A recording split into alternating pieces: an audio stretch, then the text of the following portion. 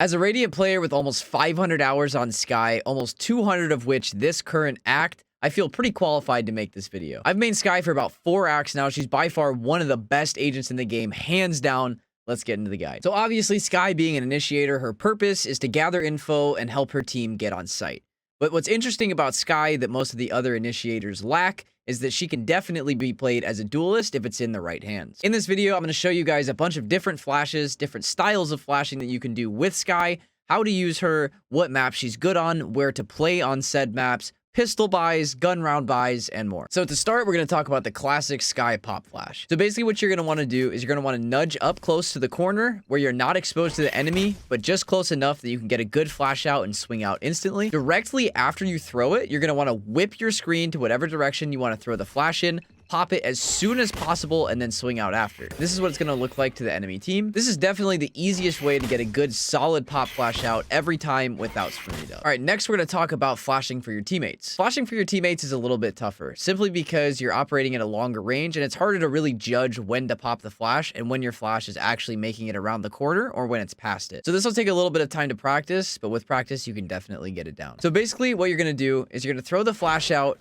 at an angle where the enemy is going to see it the least. And then as soon as it reaches around the corner that you want to flash, you're going to want to whip your screen to the direction that you want to flash and pop it instantly. Similar to how you would throw a pop flash for yourself, like I was showing you before. But this time, instead of you having to pull your gun back out and having that little delay that it does to flash for yourself, your teammates will already be there with their gun out, ready to swing the corner. The next flash that I want to show you guys is what I call the wall flash. So basically, for those that don't know, a Skye flash, if you throw it at a wall, is going to move at the same angle that you throw it the entire time.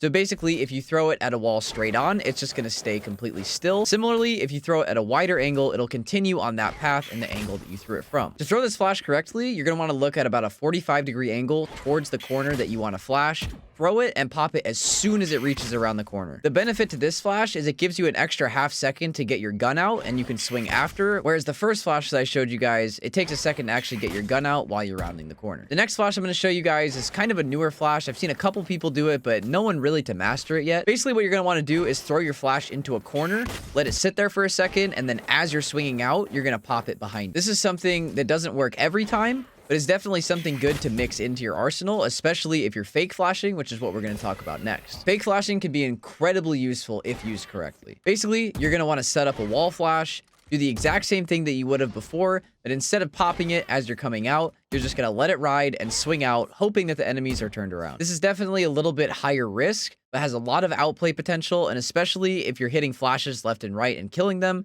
it'll definitely punish the enemies and catch them off guard if you do it at the right timing. All right, next we're going to talk about what to buy on pistol and gun rounds. So on pistol rounds, I have different buys for offense and defense. Generally on offense, I'm going to buy a dog and then a frenzy or a ghost, depending on your choice. The dog on offense is really good, especially on pistol round, because it takes a lot of bullets to break, and typically you're going to end up concussing the person or even hitting them for 30 damage, and it'll be a free kill for your teammates. On defense, I typically buy 2 flashes and then a ghost or a frenzy. I find the flashes to be more useful on defense rather than a dog to collect info, and you can use them a little bit more aggressively and get those early picks and then get out. Now on gun rounds, obviously you would want to full buy every round, but I have a couple different tips for you if you can. On Skye, I almost always prioritize util over full shield. If it comes to having only a couple pieces of util and full shield, or full util and half shield, I typically always buy the half shield and try and help my teammates and myself with my own util. As far as utility goes, if you have another healer on your team like Sage, buying heal isn't always necessary. And same thing with the dog. If you have another initiator like Sova that can drone out, maybe your dog won't be the most important, especially if, say, you don't have a healer in that situation, then you're going to want to prioritize the heal. Basically, whatever your teammates' agents are lacking is what you're going to want to compensate for. Next, we're going to talk about what map Skye is best on and what her weak maps are. Skye's best maps are going to be Bind, Haven, Split,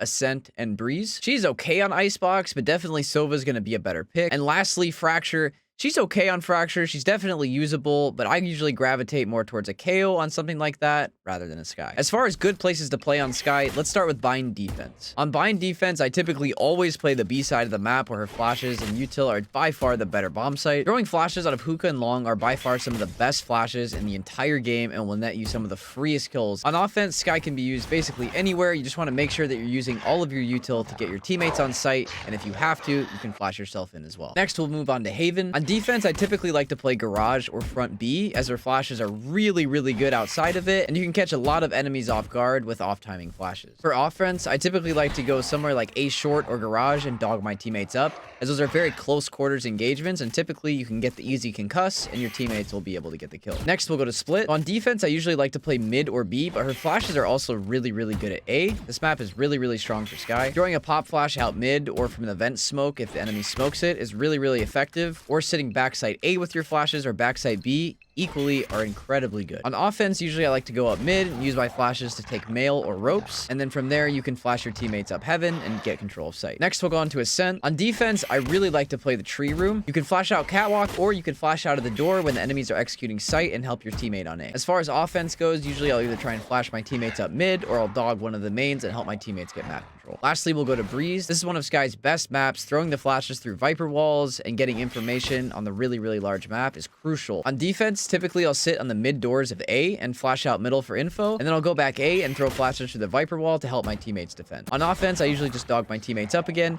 and throw flashes through the viper wall. Like I said before, it works on both sides, and get aggressive to take map control on such a big map is crucial. That's about all I have for you guys today. I really appreciate you guys watching. If you guys did enjoy, please don't forget to like and subscribe. Comment down below what you guys want to see next, if there's any agents that you guys do want to see, and have a great day.